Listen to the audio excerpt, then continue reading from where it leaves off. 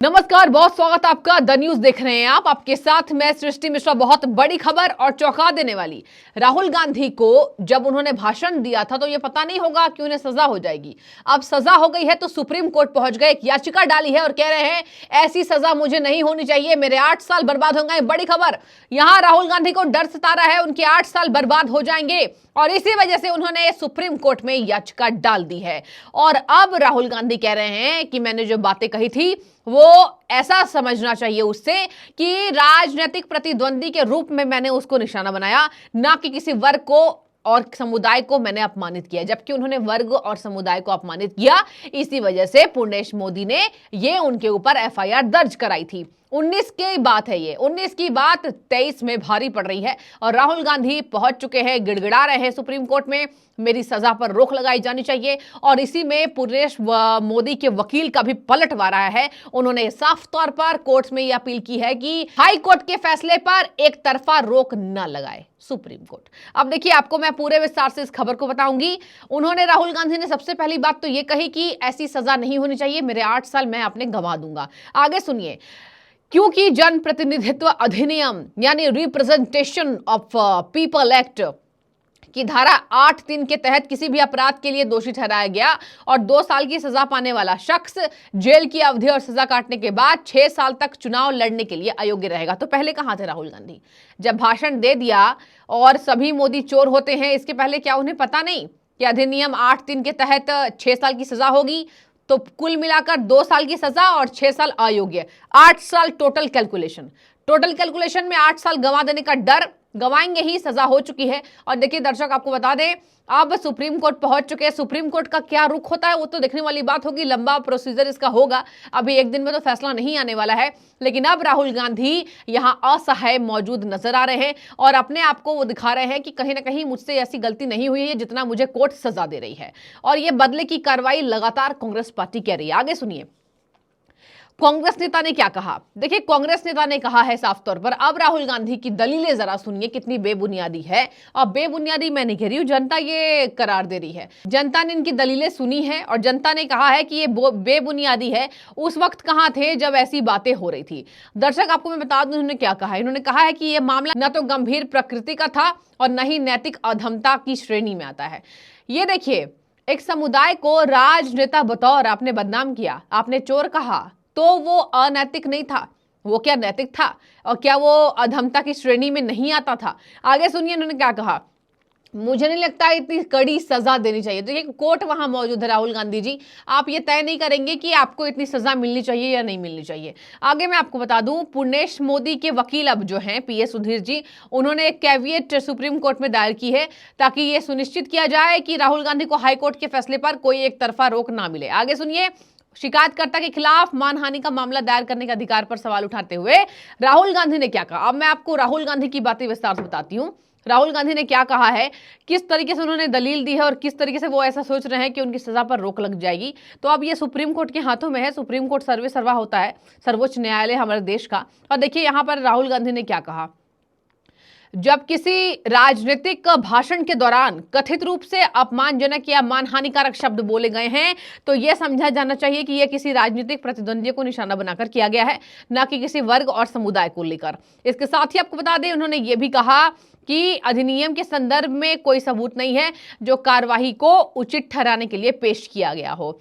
राहुल गांधी ने कहा वो एक लोकसभा निर्वाचन क्षेत्र का प्रतिनिधित्व करते हैं। मानहानि के मामूली आधार पर उन्हें दोषी ठहराए जाने और अधिकतम 2 साल की सजा दिए जाने से निर्वाचन क्षेत्र के लोगों को संसद में आवाज उठाना और देश के लोकतांत्रिक शासन में भाग लेने से रोका गया।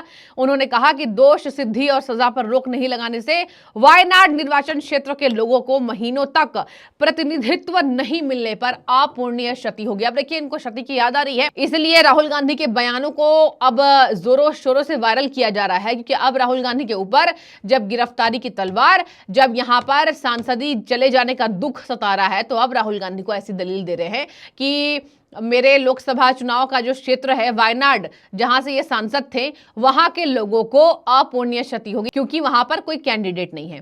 तो क्या राहुल गांधी को ये अपने बेतुके बयानों के पहले नहीं सोचना चाहिए? जनता कह रही है, जनता ये भी कह रही है क्या स्क्रिप्ट तैयार नहीं करनी चाहिए, कुछ भी मुंह में आए बोल देना है। इसके साथ ही कांग्रेस पार्टी ने सारी हदें पार कर दी है मोदी सरकार के विरोध में। मोदी सरकार के विरोध में आप तथ्य को रखिए। यहां आपने समुदाय से जोड़कर मोदी जी को बदनाम करने की कोशिश की, तो अब उसकी सजा राहुल गांधी भुगत रहे हैं। और इसी के साथ सुप्रीम कोर्ट में किसी ने सोचा तक नहीं था कि राहुल गांधी को ऐसे गिड़गिड़ाना पड़ेगा जो गिड़गिड़ा रहे हैं, और इसको गिड़गिड़ाना ही कहेंगे। उन्होंने साफ तौर पर कह दिया कि मैं अपने 8 साल मेरे बर्बाद हो जाएंगे, मैं अपने 8 साल गवा दूंगा, सजा पर रोक लगाई जाए। सुप्रीम कोर्ट से उन्होंने हेल्प मांगी है, मदद मांगी है। सुप्रीम कोर्ट सर्वे सर्वा देखते हैं क्या डिसाइड करती है ये कोर्ट। लेकिन मैं आपको बता देती हूं इन्होंने क्या कहा याचिका में। राहुल ने शिकायतकर्ता के इस दावे को खारिज करने की कोशिश की है और कहा है कि उनके भाषण ने मोदी उपनाम वाले लोगों को बदनाम किया है। उनकी याचिका में कहा गया है कि सबसे पहले शिकायतकर्ता के अनुसार एक अपरिभाषित अनाकार समूह जिसमें 13 करोड़ शामिल लोग हैं उन्हें बदनाम किया गया है, जबकि देश के अन्य विभिन्न हिस्सों में मोदी उपनाम विभिन्न समुदाय और उप समुदाय के लोग उपयोग करते हैं, जिसमें आमतौर पर कोई समानता या एकरूपता नहीं होती है। कांग्रेस नेता राहुल गांधी ने कहा, ये देखिए दलील सुनिए इनकी। कांग्रेस नेता ने कहा है कि भाषण में वो 3 व्यक्ति जो संभवतः पूर्वाग्रह का शिकार हो सकते थे, उन लोगों ने तो मुकदमा दर्ज किया ही नहीं है। तीसरे शिकायतकर्ता ने कबूल किया कि वह मोधवनिका समाज से आते हैं या मोदी उपनाम के साथ जुड़ा हुआ नहीं। तो देखिए दर्शकों, यहां पर सुप्रीम कोर्ट का दरवाजा खटखटाया राहुल गांधी ने। लगातार दलीलें दे रहे हैं, लगातार शिकायतकर्ता को कह रहे हैं कि गलत है।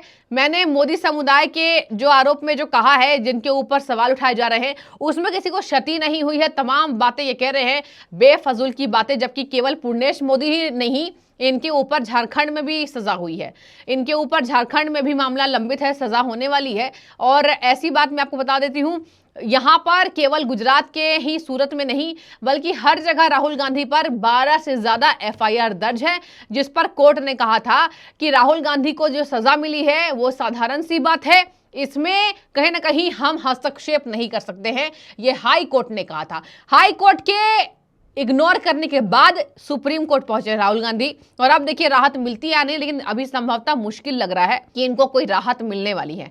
यानी राहुल गांधी को कोई राहत नहीं मिलेगी, सुप्रीम कोर्ट में फंस चुके हैं और अब सुप्रीम कोर्ट के दरवाजे पर खड़े हैं। इसमें यह दलील दे रहे हैं कि जो लोगों को क्षति होनी चाहिए थी उन्होंने तो कुछ नहीं कहा, और अब राहुल गांधी ऐसे बयानबाजी देकर पूरे कांग्रेस पार्टी का कैडर और खराब कर रहे हैं। 8 साल अब सजा भुगतनी होगी। सांसदी गवा चुके हैं, वायनाड से सांसद थे और अब तो बोल भी नहीं पाएंगे कुछ अगेंस्ट में केंद्र सरकार के। तो देखिए, ना घर के बचे ना घाट के बचे। इसी वजह से ये कह रहे हैं कि 3 व्यक्ति जो संभवतः पूर्वाग्रह के शिकार हो सकते थे, उन लोगों ने मुकदमा तो दर्ज कराया ही नहीं, और तीसरे शिकायतकर्ता ने कबूल कर लिया कि वह मोधवनिका समाज से आता है या मोदी उपनाम के साथ जुड़ा नहीं है। तो देखिए ठीक है, लेकिन यहां पर आपने बड़े बड़े नाम को लिए थे, ललित मोदी लिया, पूर्णेश मोदी ने शिकायत कराया, और प्रधानमंत्री मोदी का नाम लिया था, और नीरव मोदी जैसे बड़े उद्योगपति जो भाग गए थे उनके खिलाफ इन्होंने ये बातें कही थी। 19 की बातें 2023 में भारी पड़ रही हैं और बहुत ज्यादा भारी पड़ी। अब सुप्रीम कोर्ट के सामने कांग्रेस के और गांधी परिवार के बेटे खड़े हैं। अब इनका क्या होता है देखने वाली बात होगी, लेकिन फिलहाल ये मामला तूल पकड़ रहा है। अब समय वो करीब आ चुका है। हाई कोर्ट से तगड़ा झटका। हाई कोर्ट ने कह दिया कोई हस्तक्षेप गुजरात के निचली अदालत ने जो सजा सुनाई है हम नहीं करेंगे। तो गुजरात के सेशंस कोर्ट में ये झटका मिला था, हाई कोर्ट पहुंचे थे, हाई कोर्ट ने झटका दे दिया। अब देश का सर्वे सर्वा सुप्रीम कोर्ट पहुंच चुके हैं। देखने वाली बात होगी। फिलहाल बहुत बड़ा झटका। कमेंट कीजिएगा, जो ये कह रहे हैं मेरे 8 साल बर्बाद हो जाएंगे, मुझे सजा नहीं मिलनी चाहिए, आपकी क्या राय है जरूर रखें। बहुत शुक्रिया।